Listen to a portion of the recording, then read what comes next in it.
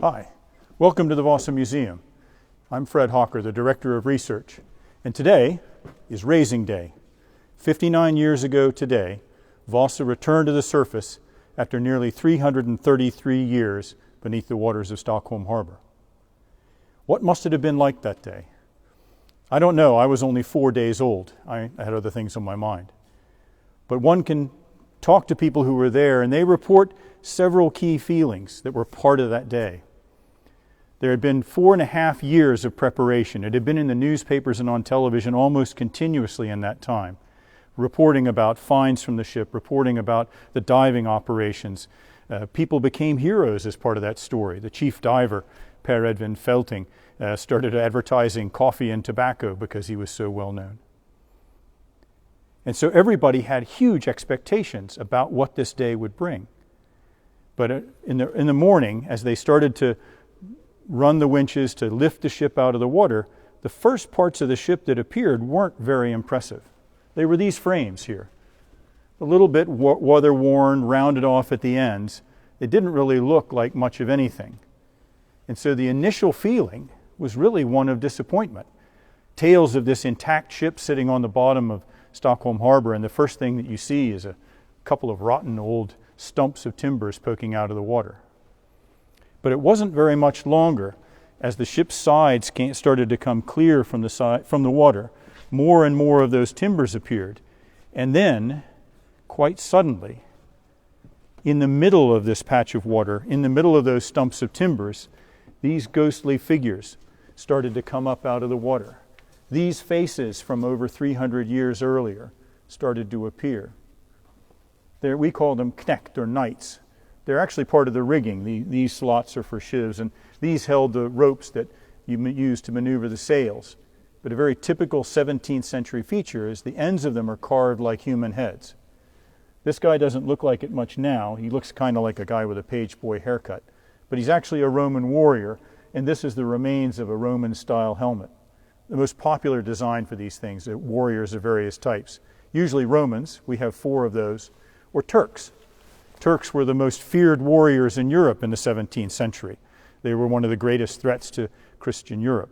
And so there was an enormous respect for them. They were used as images to challenge the men of a warship to greater martial valor. But what did people see after these heads came out of the water? Well, what they saw was what was left of this deck that we're standing on now.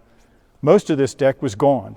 This had been torn up 35 years after the ship sank in order to get to the ship's valuable cannon. And so there were a few broken beams stretching across the hull. Very little of this structure that we see today. But as that came clear of the water, people started to realize just how much of Vasa had survived. Because first this deck appeared. And then a little later, the first row of gun ports on the side of the ship.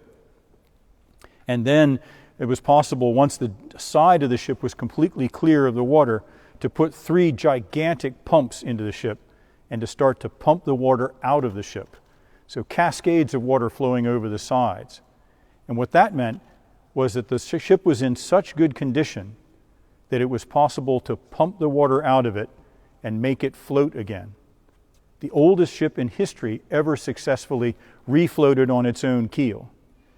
Now, it took days of pumping, and so it wasn't until the first week in May that the ship was actually truly afloat on its own again, and then only very briefly to maneuver it into the dry dock on Beckholmen Island, the Gustav V dry dock, to get it onto a specially built pontoon.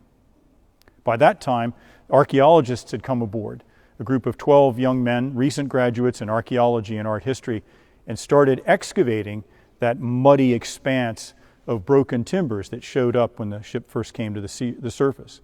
In fact, they came on board the day the ship came out of the water to start wrapping timbers in plastic so they wouldn't dry out, to start recovering the very first finds. In fact, the very first finds were found up here. Towards the bow on the port side, there was a very small bit of this deck that survived, right about here. There was a little patch of the deck, and there were 16 objects on that. People often ask, what was the first object recovered from Vasa? Well, the very first object recovered was the foremast, which was still standing. and that was to make it possible for divers to get into the ship safely. But after the ship was raised, the very first object recovered was one of the ones lying here on the deck, and that was a deadeye, a block of wood about this big with 3 holes in it that had fallen down from the upper parts of the rigging. As the project developed, there were news bulletins every day, what was being found on the ship. Eventually, tens of thousands of objects came to light out of the mud inside the ship. And people started to find parts of the ship, the collapsed upper remains of the deck, rigging remains from high up in the ship, as well as a large number of objects from much later. And in fact, one of the objects that created the biggest stir was very early. Shortly after the ship was raised, archaeologists working on the deck found a bronze statue. There was immense excitement about a bronze statue until they cleaned the mud off of it and saw that it had writing on it, an inscription, a statue with an inscription. And what it said was Paavo Nurmi, the great Finnish distance runner from the 1920s.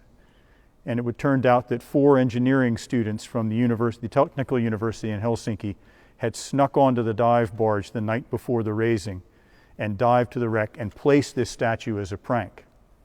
And it's gone down in history in Finland as the greatest student prank in history. But because there was so much attention, so much fascination with what was going to be found on this ship now that it was out of the surface, no matter how disappointing those very first moments were, those first gnarly timbers that appeared above the surface, it soon became clear that this was Tut's tomb, it was Knossos, it was the Sutton Hoo ship, it was all the great finds of the 20th century for archaeologists rolled into one amazing moving object floating on its own keel over 300 years after it had been built and after over 300 years on the bottom of the water. It was broadcast live all over the world, the first live broadcast to Europe on Swedish television, in fact. A lot of people I've heard refer to this as Sweden's Apollo program, a huge technological enterprise to try to accomplish something no one had ever done before, and many people believed wasn't possible.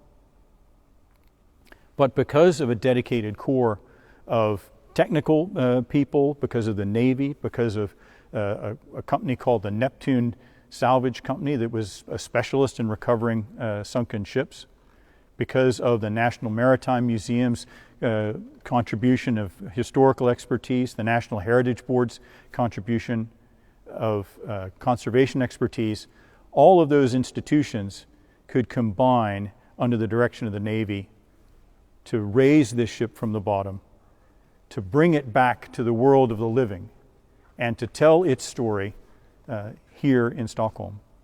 And then eventually out of that develop the Greater Vasa project, to build the museum we're in today, to complete the ship's final voyage, to bring it into this building over 30 years ago, and to open this museum, and now the ship has now been seen by more than 40 million people live. And all of it starts in the public consciousness, in the live world 59 years ago today, when the ship returned to the surface after its long slumber on the bottom of Stockholm Harbor. Join us next week on Monday when my colleague Sofia Törnqvist will tell you about one of our newest exhibits here called Vasa Up Close. We do actually have a question from Sandy Fatoren. Certainly. And she's asking, when adding the temporary stern, did that go without damaging the Vasa too much? When the ship was found on the bottom, the stern had collapsed and was open, and they knew they wanted to be able to refloat the ship.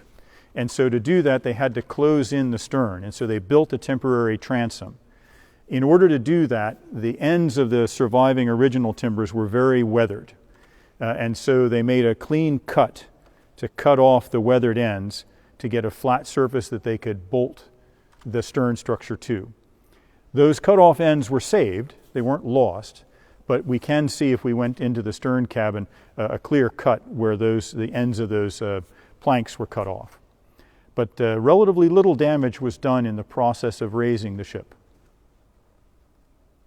And she's actually adding another question, and that Certainly. is, how did they close the big hole in the back while the Vasa was still sunk and probably half in the mud? Well, the ship had sunk into the mud up to about the waterline. And so the stern, the part that was open, was all above the mud line. But they had dug a very big pit in the stern in order to get the lifting cables under the ship. So they had access to all of the stern. And so divers spent quite a lot of time. In the initial lift in 1959, when Vasa was moved from where it sank to into shallower water where it was easier to work, they hadn't really done anything with that area. But then, after they'd moved the ship in August, September of 1959 into the shallower water near Kastelholmen, divers spent a year and a half working on the vessel, preparing it for that final lift. And so they were able to work then in the shallower water, diving for up to an hour at a time, or an hour and a half at a time, with conventional carpenter's tools, constructing a new transom for the ship and attaching it to the ship's original timber, very often using the original bolt holes. So, Perfect. in that case, I'll say goodbye for you today. Join us again at 16:28 on Monday. Have a good weekend.